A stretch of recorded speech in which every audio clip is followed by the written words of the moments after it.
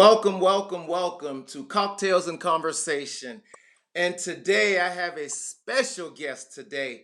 I have Miss Judge. You right? Can you hear me? Yes, I can hear you. Okay. I just want to make sure you can hear me because you said you couldn't hear me earlier. I have Miss Judge Lewis-Payne. How are you today? I'm doing great. How are you? I am doing great. It's been a long day for me as well. So I've been kind of ripping and running all day, but I finally got here and I have an opportunity to interview you, and I'm very excited about that. I'm excited as well. I'm looking Yes, forward to and I was kind of a little puzzled about this weather because it's crazy how Houston weather is because it was so cold this morning, and then Mhm. it ended up being kind of a nice weather. But it's like you get four seasons of weather in Houston in one day. Yes, you do. You have to get Man, used to it. exactly. So I want to kind of like jump right into it. First of all, I wanted to say congratulations to you and all of your other colleagues, because for those who don't know, you are part of the Black Girl Magic. And for those who don't know, Black Girl Magic was a group of 17 professional Black women elected as judges in one campaign during the 2018 midterm election in Harris County. So let me ask you, when that moment happened, how did you feel inside? Really in shock because it was not my first rodeo. I had run before and lost, and I was really just amazed by the experience and the Okay. time. Okay. Awesome. Now, what some people may not know, of course, you guys have the trend Black Girl Magic, but 5 years prior to the Black Girl Magic, there was also a phrase going on social media called Black Girls Are Magic. And the reason that they had this Black Girl Are Magic is because there was a celebration of accomplishment for all of the African American women in various sectors within society. So it's like you guys been always being congratulated for achieving milestones.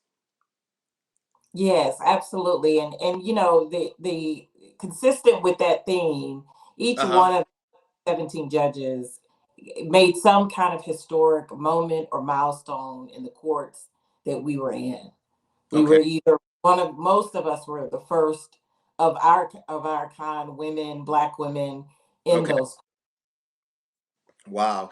And what some people may have not known, a little black known history, because of this, African American female judges went from 8 to a total of 25. And to me, that's amazing. Exactly. We triple the number. It's just Uh-huh. crazy.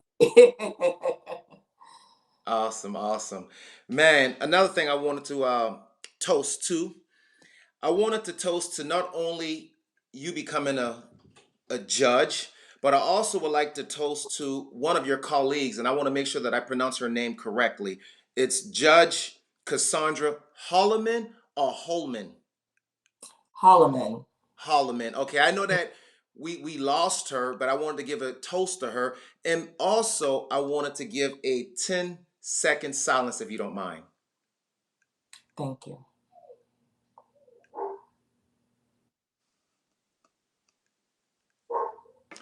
And also, along with Miss Cassandra, I wanted to mention one of her slogans that she used during the campaign. One of her slogans was standing for fair, equal, and unbiased justice for all. She was trying to transform lives. Absolutely. And she would have. And she started the work Uh-huh. uh, before she found out about her illness. Okay. Uh, but before we campaigned together, uh, uh, Judge Holloman and I worked with the Houston Black Lawyers Okay. uh, organization. So I knew her as a friend, and I knew her as someone who follows through with their promises. So I was very much looking forward to her serving on the bench. So thank you for taking the moment of silence. Yes. Man, that's awesome. One of the things I also wanted to talk about was, and I think I mentioned to you before, me as a black man, to know that if I'm going into a courtroom, well, first of all, it's great to be on the phone with the judge because I think I told you last time I saw a judge, I was standing in front of a judge.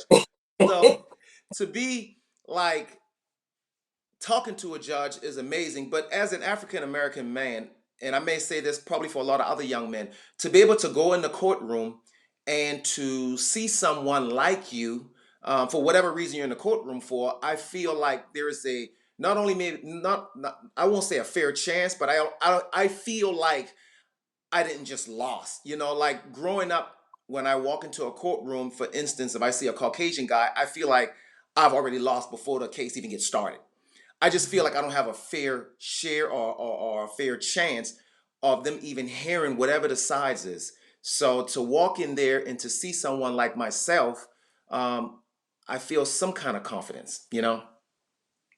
And that's certainly what we hope, that to communicate to the community. We hope that's what we're delivering, Okay. and understanding, Yes. a sense of fairness about the process, not Okay. only those, who typically have held these positions and have been on this side of the bench, Okay. but for people who have to interact with the courts. And it's beautiful when, you see people and you see the light in their eyes, and Yes. they see that they're going to be heard. They may not win, or they Yes. may win, they may lose, but Oh, at yes. least they feel like they're going to be heard, and that's important to all of us.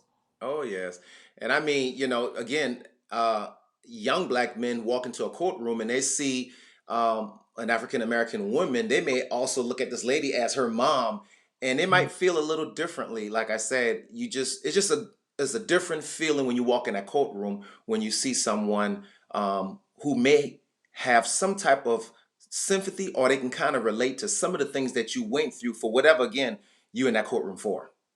Absolutely. I mean, we all have African American fathers, Yes. African American husband. I have an African American black son. So Oh yes.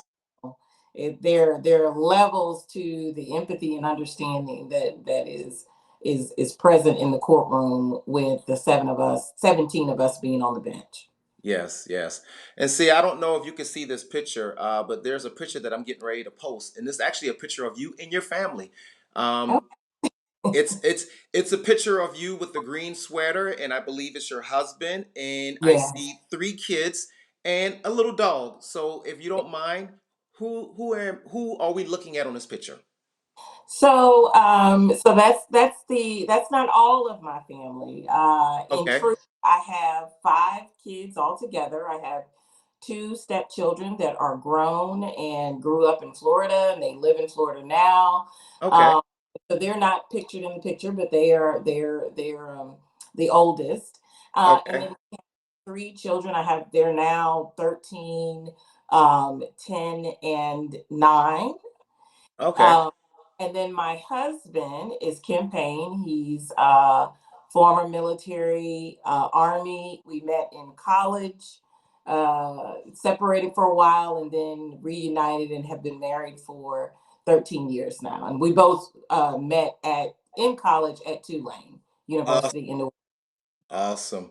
Now, the next picture that I have, this is probably a picture that a lot of people have seen. It's actually the picture where all of the ladies were standing in the courtroom. Yes, That's that's a amazing. powerful picture. Now, let me ask you, can you start from the left to the right and name everyone? Oh, Instead, I wish you could see the picture that I have up. yes, if I had it in front of me, I know Judge Erica Hughes is on the left end, I believe, Okay, but without it being in front of me, okay. um, So which one would you be? Fourth or fifth or sixth? so I am, I think I'm sixth or seventh Okay, okay. because Well, I'm sort of on the right hand side. okay. Well, everyone actually can see you on here, so they know who you are. You're Miss Yeah, Judge Lewis-Payne. somewhat in the middle. Yes, yes, yes. Okay. Well, I actually have some questions for the judge. It feels great again interviewing a judge, but I have questions because it's like, man, I'm speaking to a judge and I want to know some of the things that the judge does just on a normal day. So I'm going to start off with something small. Like, for instance, what does a judge like to just eat for breakfast in the morning? Oh, that's funny. It varies. Okay. We have a sedentary lifestyle, so hopefully Uh-huh. most of us try to be healthy, right? Yes. um, I am a coffee person, so Okay. I have to have my coffee in order to get going. So Okay. I definitely have coffee, but it varies. Okay. Okay. So let me Yeah. ask you, when you get in your car, what type of music actually comes on your radio? I'm listening to 97.9 or 104.1 or 102. So I go Okay. back.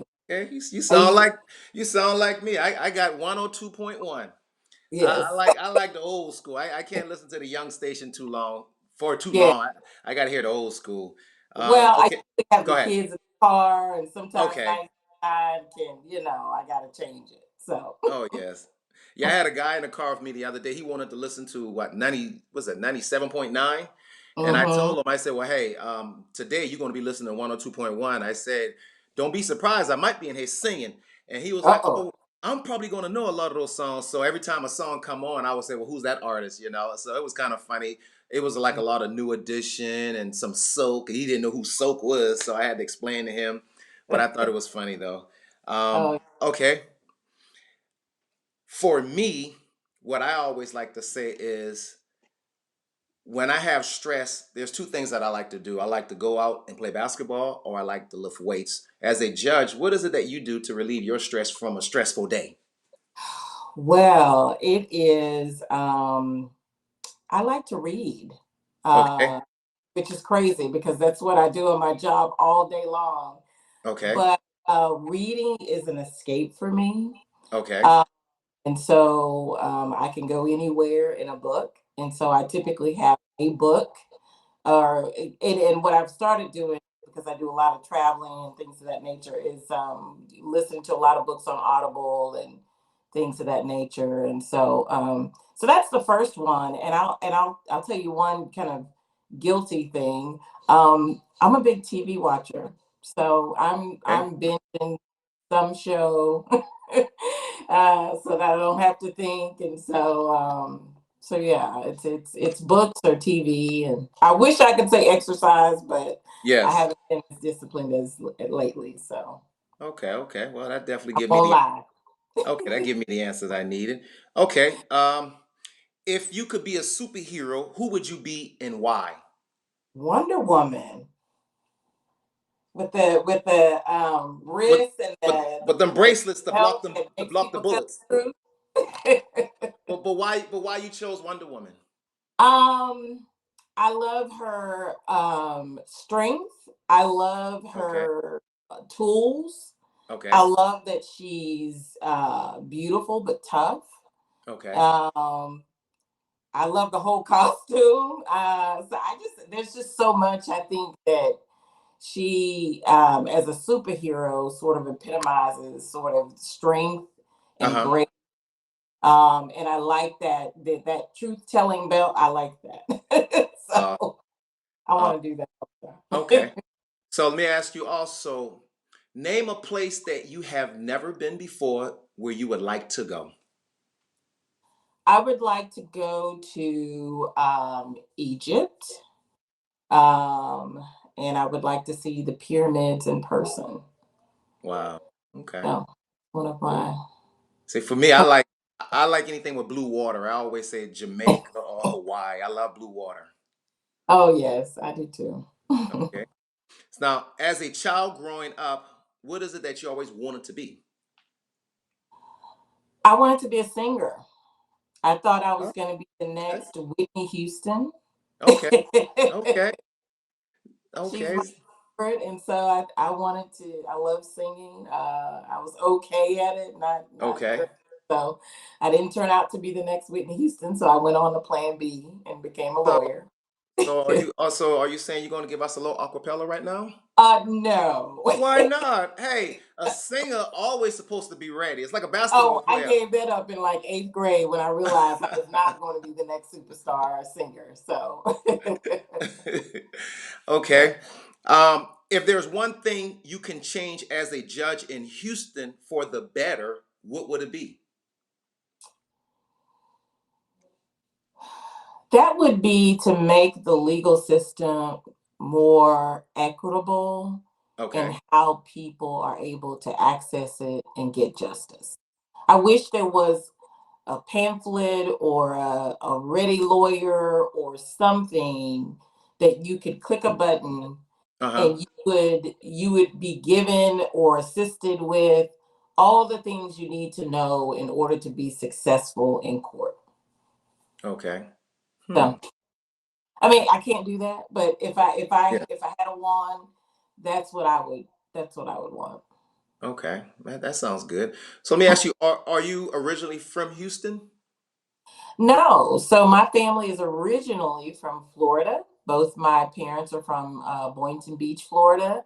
My Okay. d- my father actually lives in West Palm Beach, Florida now, but my mom moved here, Oh, uh, boyfriend when I was 5, and so we have been here ever since. wow. Yeah, I actually Yeah. moved here from Florida. I lived in Florida for 19 years before I moved to Houston. Yeah, Wow. I'm very familiar with Florida. I missed that blue water. I saw Yes, Galveston. I was like, yes. what is that? I know. When my kids came here, they was like, "Dad, can we go to the beach?" I'm like, that's not a beach."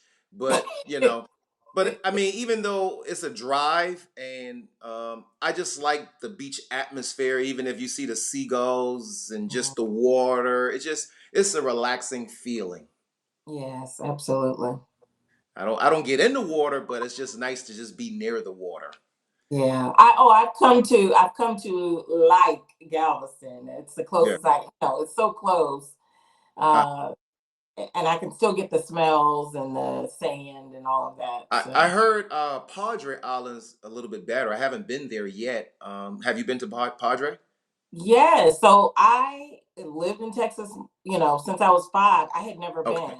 And so Okay. recently, about 6, 7 months ago, we Hmm. actually packed up, got in a car, and went to Padre. And it is nicer. I was like, I guess it was true. And it's just crazy Yes. that as old as I am, I had never been there. But we just Okay. recently. Mhm. Awesome. Awesome. All right. Well, we're going to take a quick break, and I'm going to go ahead and take like a 30-second commercial break. So if you give me a moment, let me put these commercials up real quick, okay? And I'll be right Okay. back. Okay.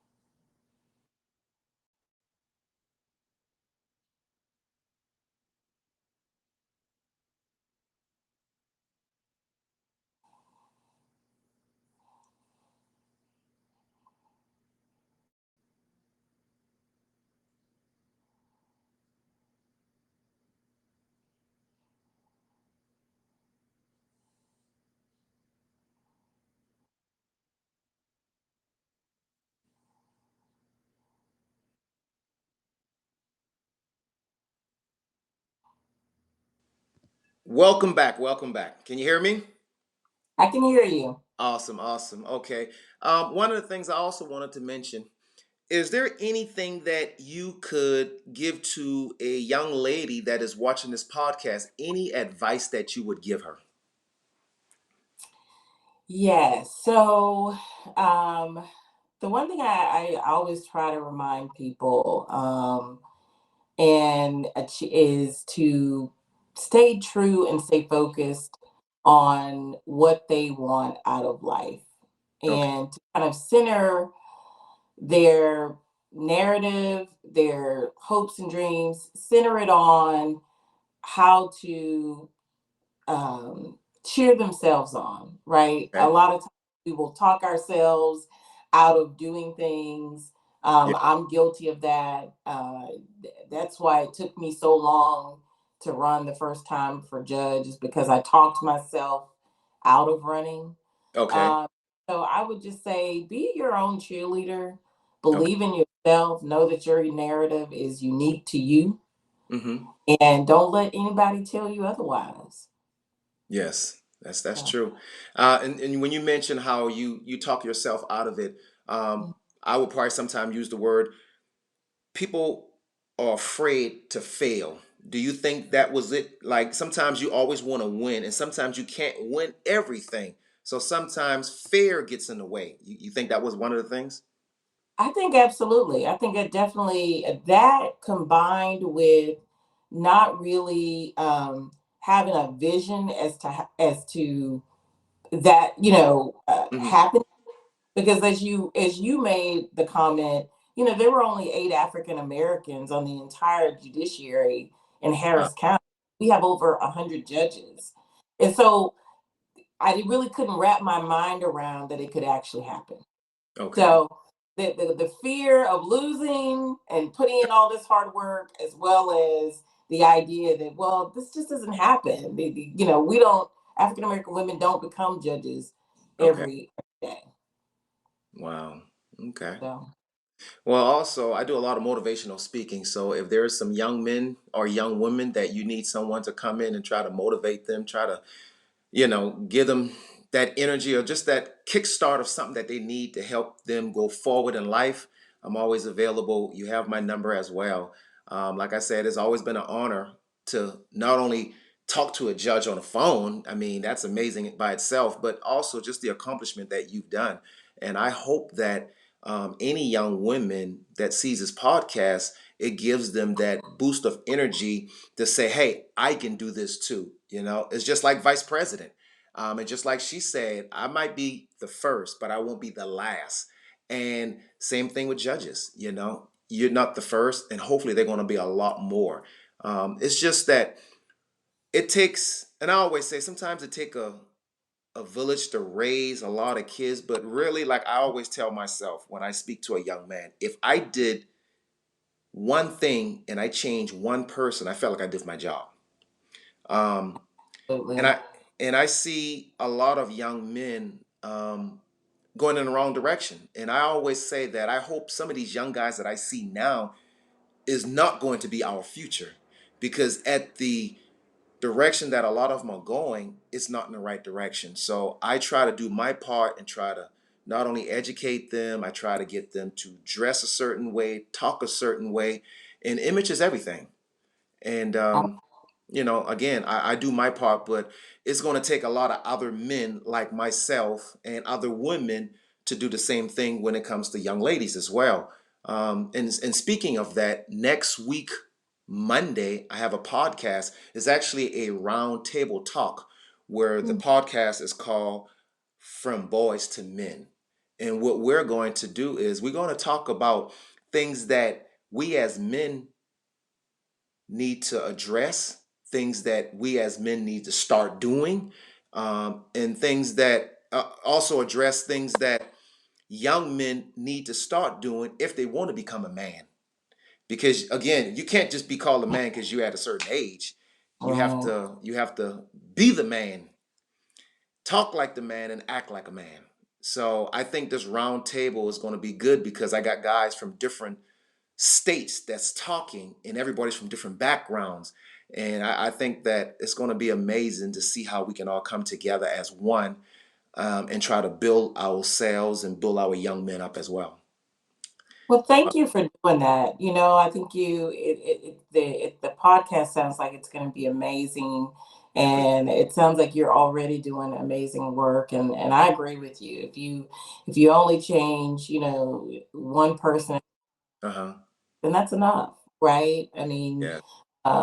you put a little change together, and it'll make a big change. So keep up the work. Thank you. Thank you. Yeah. All right. Well, I want to thank you for your time. I know you have a lot going on, and I appreciate this opportunity. It was a pleasure meeting you and interviewing you. Yeah. And again, Miss Judge Lewis-Payne, thank you and I wish you much success at your position. Okay. Well, thank you. I Okay. appreciate it. All Bye right. bye.